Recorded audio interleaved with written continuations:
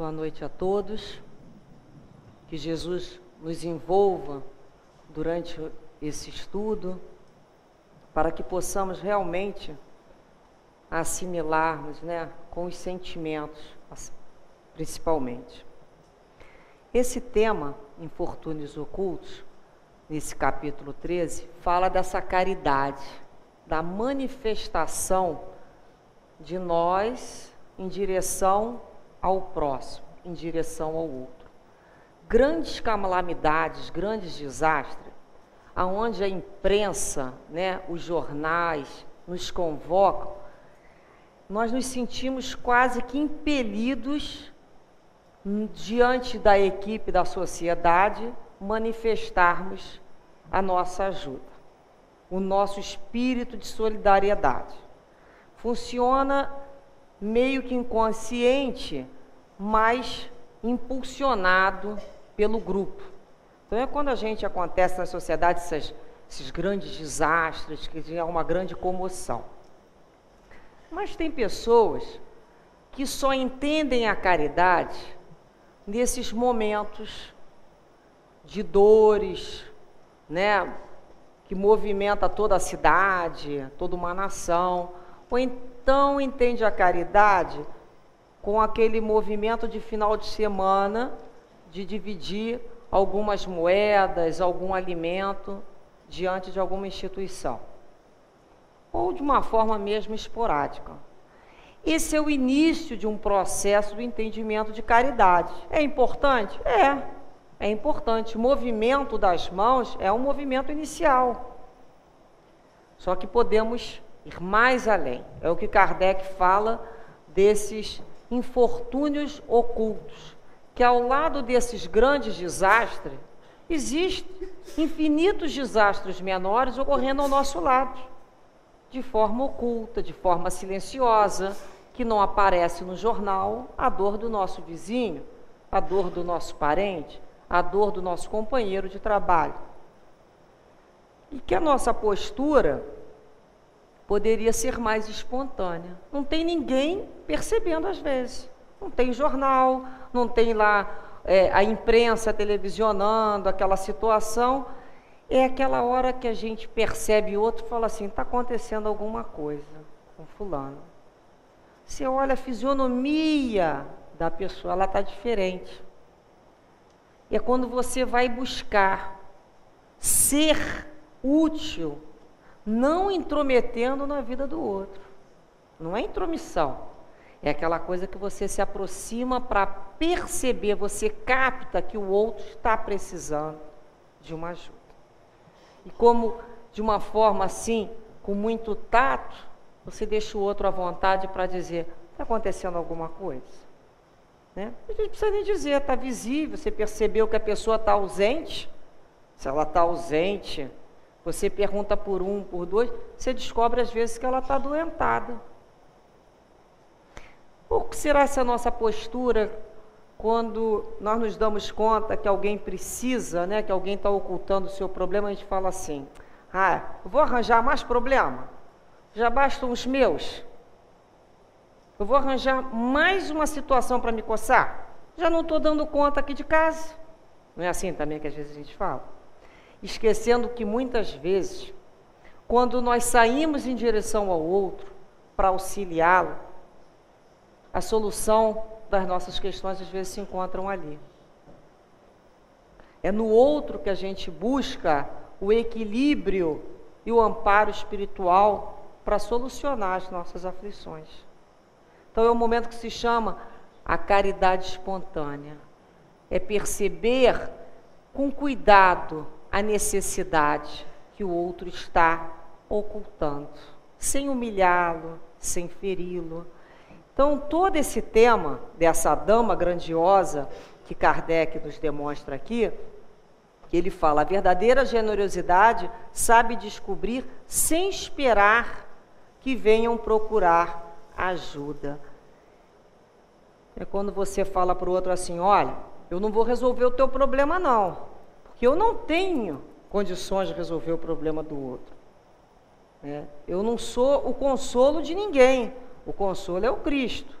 mas eu posso dividir com você o remédio que me atendeu na hora da minha dor, que é o Evangelho. Eu posso conversar com essa pessoa sobre a consolação que Cristo nos prometeu. Eu posso falar com ele de esperança, eu posso falar com ele de dias melhores, eu posso falar que eu estou ali, que ele pode colocar a mão dele sobre a minha, que eu estou ali.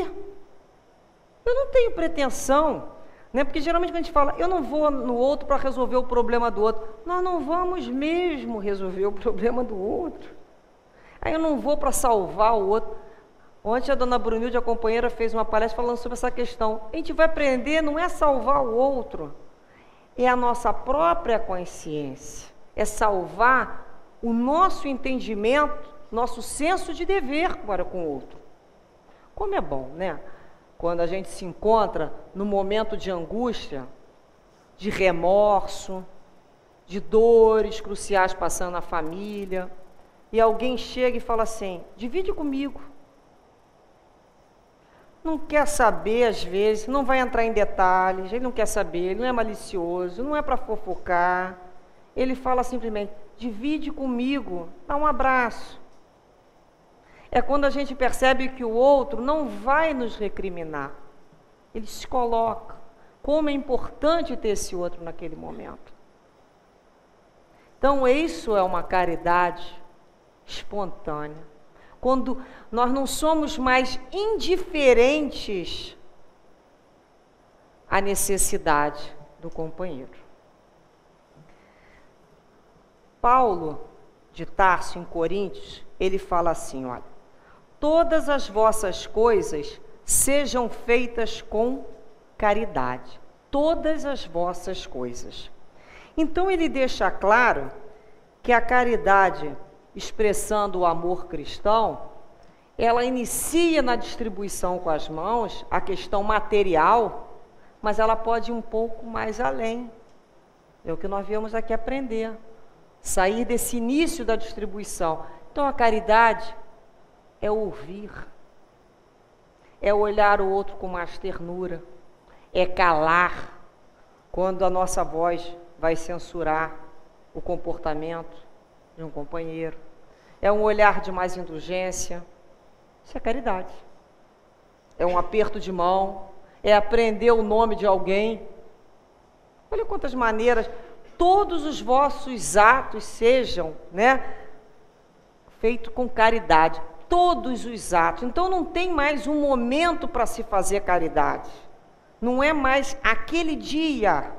Não é mais a hora que eu chego no centro espírita. É quando a gente pergunta assim, ao acordar, Senhor, o que tu esperas de mim no dia de hoje? Que eu possa atender. Vai vir às vezes no lado teu do ônibus, alguém vai puxar um assunto, uma pessoa que você vê que está num desequilíbrio, você encosta, vamos com mais calma, vai dar tudo certo. Aquelas palavras que a gente fala, não resolve nada. Como resolve uma vibração, né, de esperança no momento da dor? Quem já passou por esses momentos de angústia sabe o quanto é importante esses bálsamos suaves que chegam até nós. Depois no texto ela continua e fala assim, quem é essa mulher de ar distinto com um traje simples, ainda que bem cuidado, seguido de uma jovem também vestida modestamente? Quem é essa mulher de traje simples? Você vê que ela está bem cuidada, ela vai visitar essa família, né, que se encontra lá na Água Furtada, mas ela se veste modestamente. Porque essa caridade é uma caridade de discrição, que busca não agredir ao outro com o status que ela possuía.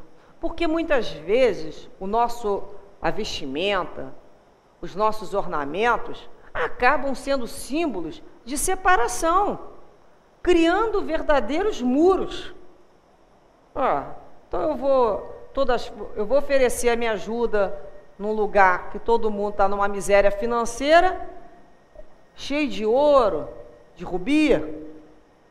É um assinte, às vezes, isso. É um assinte com a necessidade do outro. Esse é o cuidado que essa senhora do exemplo teve. Mas ela não vai descuidada, desgrenhada, não. Ela vai com ar distinto, vestida modestamente. Então, a questão da vestimenta ali, acho interessante, que a gente começa a perceber como o cuidado, ele ocorre com o outro em todos os níveis, até na apresentação pessoal. É um cuidado. A gente vai lembrar lá do canto da gente ler as histórias, né, os relatos do plano espiritual, desses espíritos benfeitores, esses espíritos de grande envergadura moral, quando vão fazer atendimento de socorro, eles se adensam. O que eles fazem com aquela luz, com aquela resplandecência que eles têm? Eles se abafam para não humilhar, para não ferir a suscetibilidade do socorrido. Isso é cuidado, isso é caridade, isso é amor, que se reveste de várias maneiras.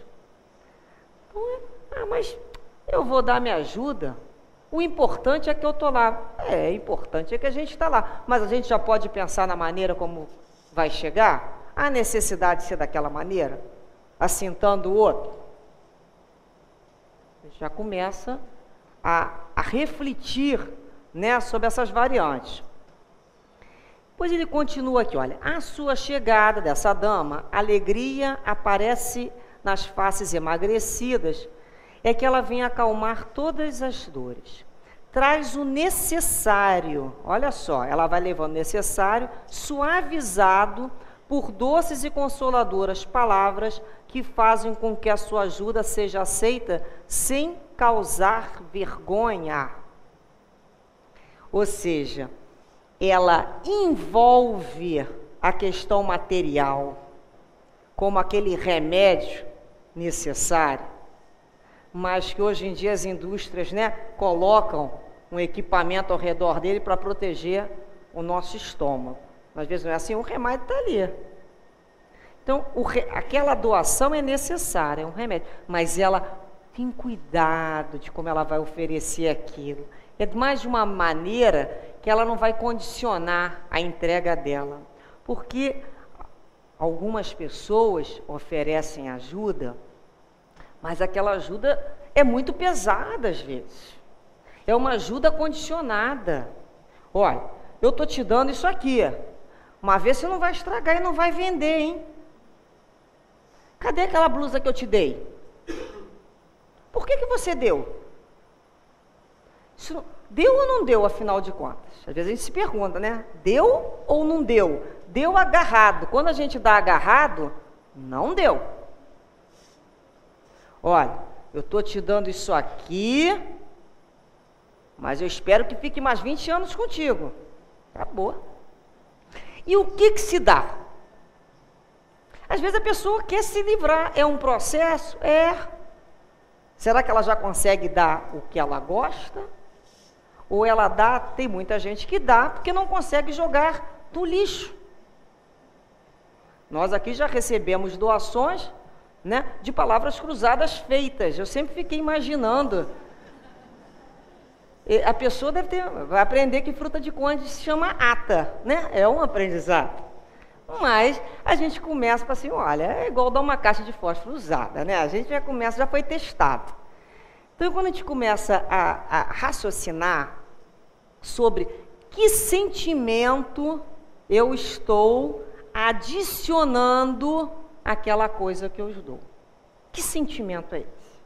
Eu tenho pena de jogar no lixo, eu estou querendo tirar do meu armário para guardar no armário do outro, eu estou querendo manter o outro sobre as minhas garras, minha fiscalização. O que eu estou envolvendo nesse sentimento? Então, quando a gente começa a pensar, será que eu já consigo realmente dar aquilo que eu gosto? Pois ela continua aqui, olha. O pai, né, ela lembra até que ajuda para não causar vergonha. Nós vamos ver aí o cuidado que essa senhora tem com uma coisa que se chama dignidade humana. Dignidade humana. O outro tem, apesar de necessitado, dignidade. A gente às vezes esquece disso. Cavalo dado não se olha os dentes. Não é o que a gente às vezes fala? O menino ali pedindo biscoito na rua, ainda pediu recheado. Vê se pode. Que criança abusada, que abuso. Os nossos filhos podem pedir e ter vontade de comer biscoito recheado. O da rua não. O da rua pede assim, me vê um biscoito sem nada. Porque eu sou uma criança especial. Não é, né? Então a gente vai começando a entender que não é abuso. Nós temos desejos. É natural o desejo do que é mais gostoso, do que é mais colorido, do que é bonito. Nós vivemos numa sociedade que o tempo todo o colorido demonstra aí que tem vontade de ter desejos. Então a gente começa assim, olha, eu não posso te dar isso ainda, eu posso te dar isso aqui, mas com cuidado. Não é porque você vai ter isso e pronto. Ó, no momento, eu posso dar isso aqui. Mas é o cuidado com a dignidade humana. Fulano, né, às vezes a gente recolhia material, por exemplo, para levar para um presídio. Acho que a gente pode parar para conversar, a gente pensar em algumas doações. Relógio que não funciona, serve para dar para presídio? Manda consertar. É o que a pessoa fala, aonde? Blusa descosturada, furada. Manda consertar. Aonde? Então, às vezes, na realidade, aquilo vem com um problema. A gente acaba levando para o outro um problema que a gente quer se livrar. Então, a gente já tem condições de largar? Já. A gente já pode, pelo menos, levar o problema para o outro. A gente já pode falar assim, eu gostaria de receber essa situação aqui. Ou isso seria realmente, por mais que eu precisasse, remédio com validade vencida. Acho que é isso para a gente. Isso fere a dignidade humana. Isso fere o espírito. Então ela sai dali e vai para encontrar, né, que o pai está no hospital e durante esse tempo a mãe não pôde suprir as necessidades. Então, ela continua aqui, olha, graças a essa distinta mulher, essas pobres crianças não sofrerão nem o frio nem a fome, irão à escola bem agasalhadas. E o seio da mãe não irá secar para os filhos mais pequenos, porque ela está cuidando dos maiores. Se entre essas crianças uma ficar doente, nenhum cuidado material que seja preciso prestar-lhe irá repugná-la. Ou seja, ela não seleciona a tarefa. Ela não é especialista em nada. Porque tem gente que vem prestar socorro e diz assim, ó, eu só faço isso, eu só penso, porque eu sou bom em dar ideia, não é? Tem gente que é assim, sou ótimo para dar ideia, mas não executa nada. Ela não. Ela se coloca em serviço, na tarefa, sem fazer escolha. Se tiver que limpar lá, né, a sujeira da criança, ela vai limpar, ela tanto vai fazer a oração, ela tanto vai abraçar, como se for preciso, ela se coloca à disposição para cuidar das feridas, para limpar a ferida, para limpar a necessidade que uma criança tenha feito. Não irá repugná-la. Esse tipo de serviço é indigno. Não. Toda tarefa é digna. Chico Xavier uma vez chegou em casa, os gatos dele tinham sujado lá a sala, e já era de madrugada. Ele tinha passado a noite toda na sessão, fazendo atendimento. E ele olhou para aquela sujeira que os gatos deixaram no salão e falou, amanhã de manhã fulana limpa. Fulana é a menina que trabalhava lá na casa dele, dava uma ajuda. O Emanuel chegou perto e falou, nada disso. Não é justo você deixar essa sujeirada do gato para ela, não. Se você que serve para escrever livro, também serve para limpar as fezes do teu gatinho. E ele foi lá, e Emmanuel do lado, limpa mais ali, limpa mais para lá. Olha que belo exemplo. Então, quer escrever livro, quer usar a mente, mas não pode se esquivar de limpar um banheiro. Porque só aquele que se apresenta com resistência é que se coloca como trabalhador do Cristo. Não tem serviço indigno, todas as tarefas são importantes. E o trabalhador, ele fica feliz quando ele é chamado. Uma vez eu me vi numa situação muito interessante, que às vezes tem gente que pede, tudo é a gente, tudo é a gente, tudo é a gente. Falei, pô, mas fulano, será que está pensando que eu ainda está me vendo naquela situação? Tudo sou eu, aí aquilo veio assim, está começando a achar que você serve para alguma coisa. Então, pela primeira vez eu fiquei feliz, que eu estava achando que eu estava sendo usada. Vai lá comprar um pão, vai lá buscar um leite, eu já burra velha, eu só servi. Aí até que aquilo veio no meu ouvido, já estão achando que você serve para alguma coisa boa. É uma outra forma de ver a tarefa. Então aquilo mudou. Falei, eu já sou chamada para alguma coisa, né, legal, de útil para casa, para a família. Então, dali, essa senhora distinta, ela foi para o hospital para levar ao pai, né, um consolo e tranquilizá-lo quanto à situação da família. Ou seja, mais uma vez, o que a gente repara aí? O respeito pela dignidade humana. Ele é o chefe da família. Porque tem gente que chega para ajudar e ignora o chefe da família. Faz com que ele se sentisse o quê? Um fardo. Aí, está doente agora? Teus filhos estão lá precisados. Porque você está doente por quê? Porque não se cuidou. Agora eu tenho que ir para lá. Ela não faz isso, não. Ela vai lá tranquilizá-lo, dizer que aquele momento é temporário, que ela está socorrendo na medida que ela pode. Porque quando a gente passa, né, a gente que quando tem família, a gente aguenta passar pela dor, mas não quer que os nossos passem. Não é assim que a gente fala? Prefiro que eu passe. Né? A gente aguenta. Deixa que eu passe. Mas passar pela dor, sabendo que a nossa família está com necessidade, olha que situação dobrada de dor aí. E o que ela faz? Ela leva a ele a tranquilidade. Tipo, olha, pode ficar tranquilo, no que depender de mim eu estou ajudando. Mas eu te reconheço como chefe da família. Ela está indo lá para dar o quê? Satisfações. Aquilo para ela não faz parte de todo o processo de ajuda. Olha o cuidado que ela tem com o chefe da casa.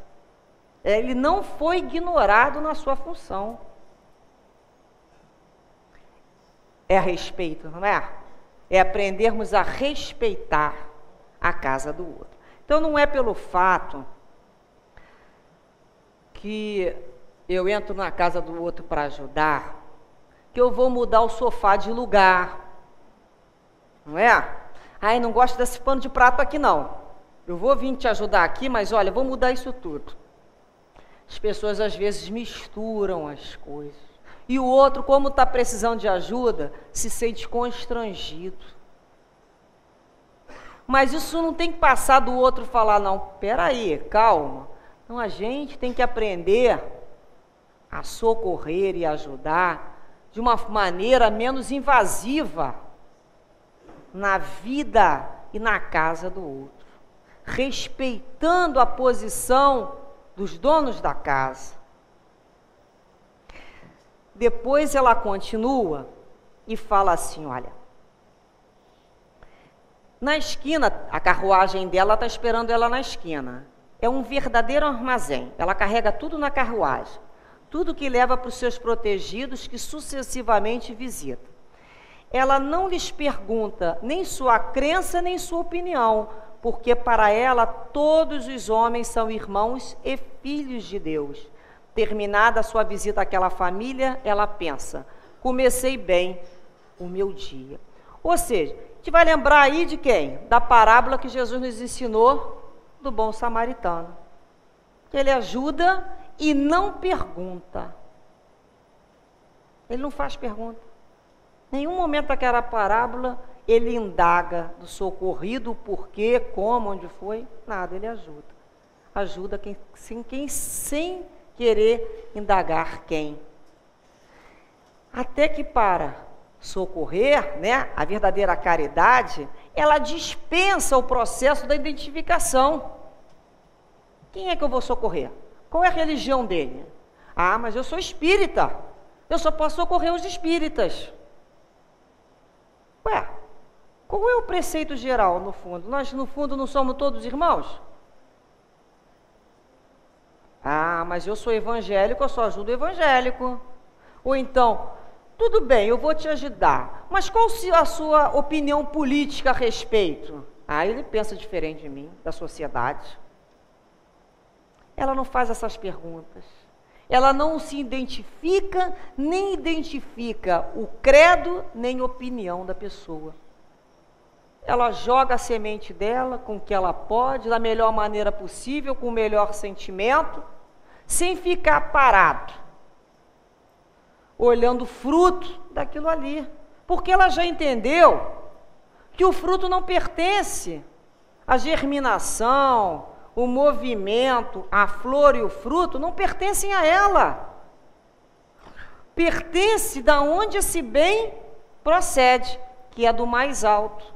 Ela apenas, ela funciona ali como ponte, como elo entre Deus, entre Jesus, entre a espiritualidade amiga e a criatura que está sendo socorrida. Ela é ponte.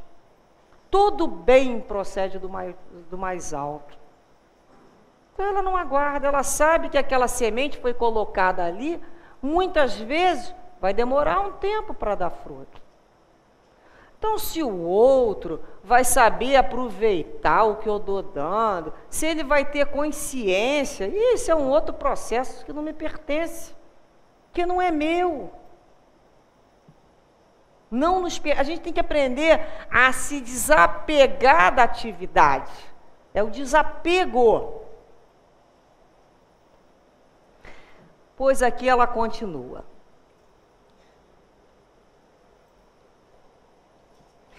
Quando ela também dispensa a identificação, a gente vai lembrar lá de Jesus em Mateus, que às vezes a gente fala assim, poxa, mas eu vou fazer isso para aquela criatura? Será que ela merece? Aí a gente vai lembrar o que Jesus, disse, está lá gravado em Mateus. Em verdade vos digo, todas as vezes que fizesse isso a um desses meus irmãos mais humildes, foi a mim que o fizeste. Foi a Jesus. Então ajuda e segue adiante. Pois ela pergunta assim, olha. Ela fala sobre o traje, depois ela faz mais uma pergunta. Por que trouxe a filha em sua companhia? Para lhe ensinar como se deve praticar a beneficência. A menina também quer fazer a caridade, mas a mãe lhe diz, o que podes dar, minha filha, se nada tens de teu? Se eu te entregar alguma coisa para que dê aos outros, qual será o teu mérito? Ensinar a beneficência à filha. Isso se aprende em casa? Se aprende. Isso é educação moral, a caridade educativa. São os exemplos. Como se ensina? Bons exemplos. É quando a gente fala assim, me lembro daquela minha tia que sempre visitava né, no hospital fulano. Me lembro que vovó sempre tinha um cuidado, né, de levar um remédio, fazer um xarope para entregar não sei quem. Me lembro da minha mãe, que quando eu era pequena me levava junto para visitar, papá. Isso foi grava na alma da gente. O bom exemplo na nossa casa. É no aconchego do lar que essas formações morais são alimentadas. Ah, mas eu não tive isso lá em casa. Ué, mas nós temos a nossa casa espírita. É a nossa casa, que também nos ensina a agirmos com caridade, com respeito pela dignidade. A casa espírita, ela nos fornece a estrutura material e espiritual para que possamos trabalhar. Nós não podemos alegar que se não aprendeu na nossa casa lá com a sanguínea, já aprendemos na casa espírita, que fala do Cristo, que nosso mestre e nosso maior instrutor sobre a caridade. Então, a possibilidade que esses benfeitores espirituais nos concedem de trabalhar esse sentimento. Quantas pessoas falam assim, eu vou lá para a doutrina espírita ou para outra religião, que eu tenho que fazer caridade, né, que a pessoa fala, tem que ir lá para fazer caridade. A gente lê hoje na página que vocês receberam, o Dr. Herman, na realidade, ele precisa, nós somos almas que temos que exercitar o nosso lado bom. Exercitar. Tem que ser trabalhado. Não mais só quando existe uma comoção ou numa grande calamidade. Não, é aprender a exercitar espontaneamente. É começar a olhar o outro, aonde eu posso ser útil. Aonde eu posso servir? Como eu vou servir? Sem me tornar um peso, nem tornar isso um problema. Como? Cada vez aprimorando mais. Mas eu não vou poder fazer caridade. Primeiro eu tenho que amar. Depois que eu aprender a gostar das pessoas, eu vou ajudar as pessoas. Não tem gente que fala assim? Mas não é assim que ocorre. Primeiro a gente exercita o olhar para o outro. No início, muitas vezes, com indiferença mesmo. Por obrigação. Por disciplina.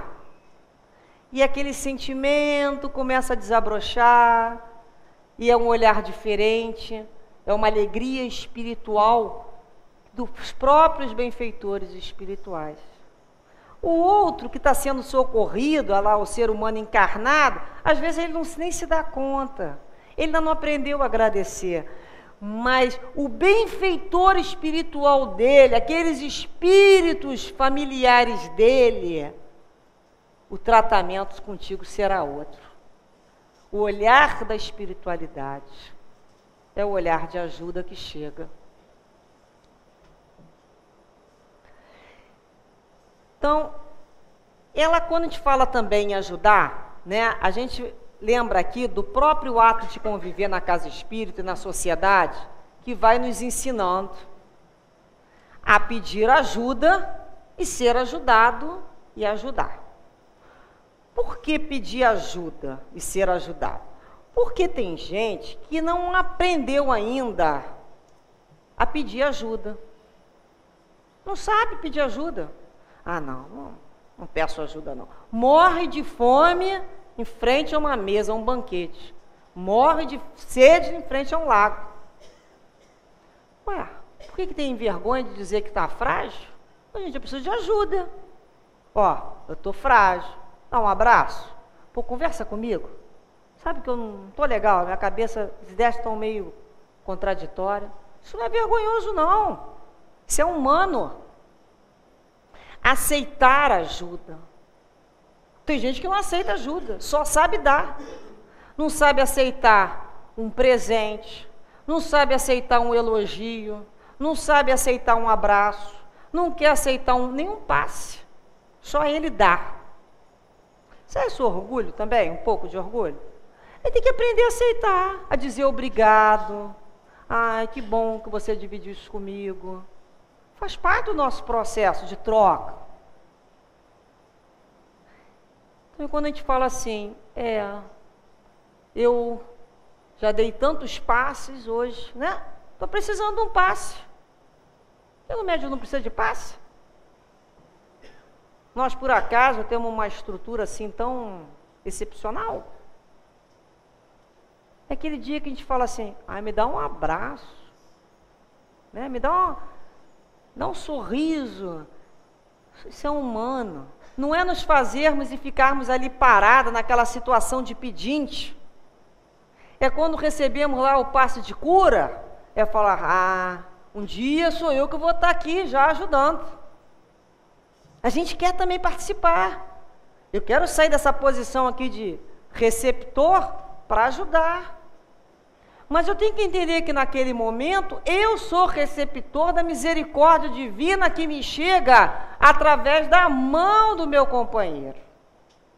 Eu preciso aceitar e aprender a receber a misericórdia divina que nos chega. E ajudar. A gente precisa saber ajudar? Precisa, faz parte do... Aqui na casa nós temos, né, curso até para voluntários. Mas eu não estou lá fazendo um favor? Mas não pode ser de qualquer maneira. Tudo a gente aprende a fazer. Como é que se aborda uma pessoa? Como é que você tem discrição para ouvir sobre a vida do outro? Como é que você tem respeito pelo que o outro está te contando? Discrição acima de tudo. O que se escutou morre ali. É muito séria a vida do outro. Pela dificuldade que o outro passa. É saber acolher o outro. A não invadir a privacidade do outro que é socorrido. Então a casa, né? Ou em casa nós aprendemos a fazer isso. Vamos aprendendo, vamos ensinando. É o bom senso. Mas é a conversa, é a avaliação, é essa troca que é muito importante. E quando a pessoa não quer receber ajuda? Porque tem gente que não quer receber ajuda. A pessoa fala, olha, por favor, não quero. Nem chega porque eu não quero. O que a gente faz? Você tem que receber ajuda porque eu estou aqui para te dar ajuda. Será que é assim? Não, né? Igual outro dia, a companheira contou que foi dar um pão para uma pessoa que estava numa situação de necessidade e foi na padaria, toda boba, mandou fazer um sanduíche maravilhoso de presunto. Quando entregou, a pessoa abriu e falou assim, mas eu não quero porque eu não suporto presunto. Então a gente, outra vez eu não quero. E aí? Aí a gente vai lembrar, né, que eu trouxe aqui, lá em Mateus também, no capítulo 10, que Jesus falou assim, olha, quando alguém não vos queira receber, nem ouvir vossas palavras, ao sair dessa casa ou dessa cidade, sacudi o pó dos vossos pés. Ou seja, não temos que impor nem constranger o outro a aceitar as nossas ideias. Vai buscar outros lugares, outras pessoas de boa vontade. Tem tanta gente querendo ajuda. É aprender. Ele não quer, sai, respeita. E às vezes, e na maioria das vezes, é para testar o aprendiz na sua resistência, na sua perseverança de trabalho. Eu fui lá ajudar, levei um fora, não quero mais trabalhar. Achou que é fácil?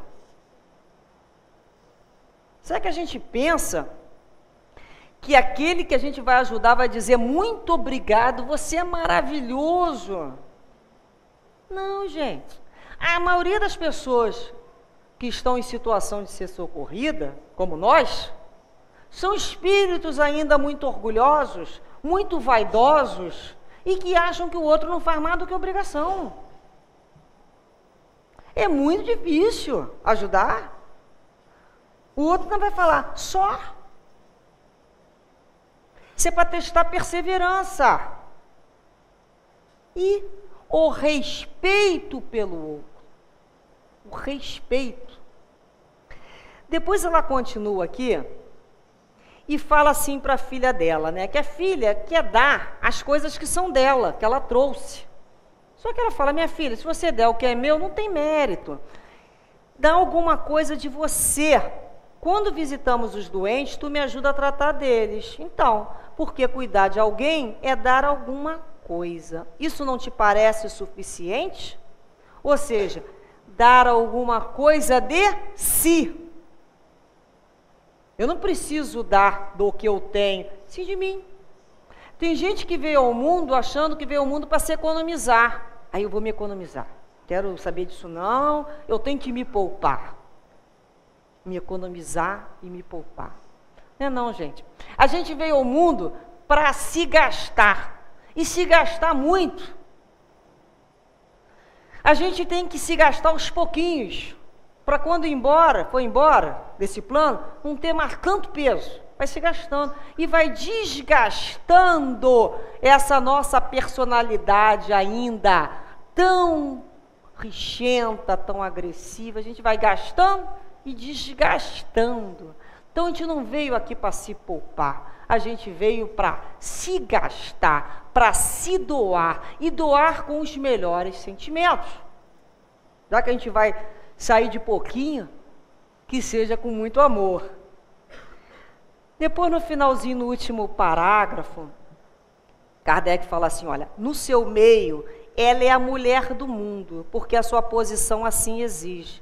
Mas ignora-se o que ela faz, porque ela não quer outra aprovação, senão a de Deus e da sua consciência. Ela era uma mulher, pelo que se percebe pelo texto, muito rica, de uma classe social abastada e de títulos da época. Mas ela não quer, ninguém sabe, ela não ostenta. A caridade dela não é de ostentação, é caridade do coração. Então ela não procura aprovação de ninguém. Ah, o que você acha? Você acha que eu devo ir lá ajudar ou não devo ir lá ajudar?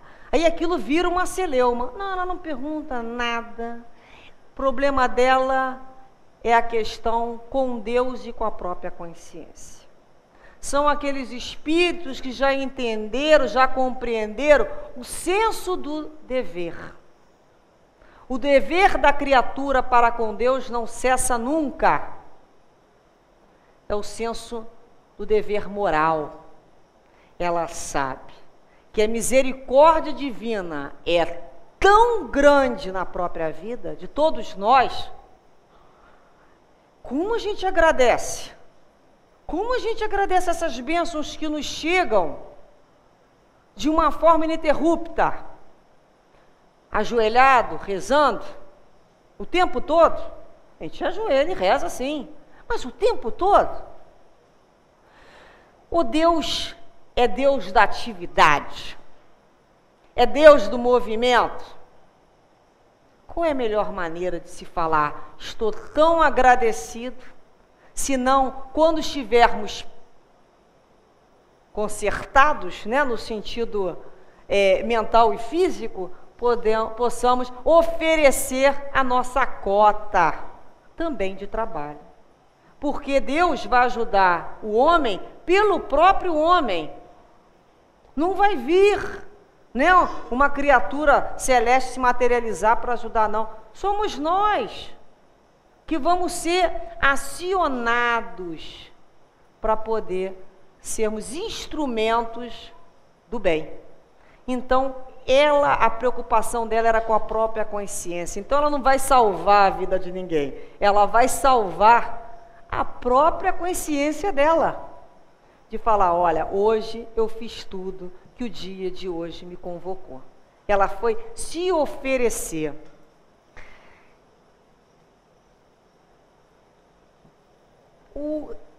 No Livro dos Espíritos, na questão 893, Kardec pergunta assim, qual a mais meritória de todas as virtudes? resposta do plano espiritual. A sublimidade da virtude está no sacrifício do interesse pessoal pelo bem do próximo, sem pensamento oculto. A mais meritória é a que assenta na mais desinteressada caridade. Então, o que ela demonstra em toda essa passagem, em todo esse texto, é o desinteresse pessoal. Ela não tinha interesse em aparecer, ela não tinha interesse em tomar conta da casa de ninguém, nem de dar ordem, nem de se colocar de uma forma diante dos seus pares como uma pessoa virtuosa, porque ninguém nem ficava sabendo. Então, qual o ponto maior da caridade? Ela inicia com a doação de mãos, material, e o ápice, né, o ponto culminante é o desinteresse total. A outra mão direita, né, a vossa mão esquerda não sabe o que faz a direita. É oculta, é silenciosa. Essa mulher era uma mulher do mundo? Era. Ela tinha família, ela tinha vida social, ela certamente tinha joias ou tinha vestidos, não sei, ela tinha uma carruagem, mas ela soube discernir os valores materiais, os valores perecíveis dos valores celestiais. Ela soube aquele momento que se encontra tempo para tudo. E o que ela vai priorizar? Ela priorizou na vida dela os valores morais, do espírito eterno. Então, quando ela vence o orgulho, venceu o mundo da vaidade, venceu o mundo das ilusões, apesar de viver no mundo, ela não se transforma numa criatura mundana. Ela se torna num verdadeiro anjo, se poderíamos nos expressar, quando ela chega de consolo, de sorrisos que ela coloca ao redor dela, como um verdadeiro anjo materializado. Então a gente começa a perceber que para fazermos caridade, nós não necessitamos de valores materiais. O nosso bem mais precioso é a vontade, a boa vontade. Exemplo também não falta de abnegação, de humildade, de discrição, né, de cuidado. Nós temos a lembrança, né, do Dr. Bezerra, de Eurípides, da Condessa Paula. Nós temos a lembrança de Teresa de Ávila, de Chico Xavier, do nosso querido altivo. Exemplos, instrutores, nós temos. O nosso maior instrutor, que se doou até a própria vida, é Jesus. Então, nessa casa, as lições desse mestre são sempre relidas, para que a gente não fale que não conhecia a lição. Ele se doou até a própria vida para que nós tenhamos vida em abundância, vida espiritual, que nós possamos falar assim: estou pleno de espírito. Então é isso que a doutrina espírita nos alimenta, a oportunidade do trabalho, porque é no trabalho, é no exercício, é vencendo o nosso orgulho, a nossa vaidade, que essa pedra preciosa dos nossos corações vai desabrochar. E é pedregulho que a gente encontra mesmo, é duro às vezes, mas lá de dentro vai sair o bem mais lindo que se pode ter encontrado com as nossas próprias mãos. Para terminarmos, o que o Dr. Herma fala nessa página que vocês receberam hoje: Senhor, ajuda-me a praticar a caridade. Ou seja, Senhor, ajude-me a trabalhar no teu serviço para que eu aprenda a ser bom. Nos ajude, Senhor, a descobrir o nosso lado mais bondoso de ser. Que que dessa maneira as vibrações do Cristo continuam sempre ao nosso lado, estimulando esse crescimento espiritual. Muita paz para todos.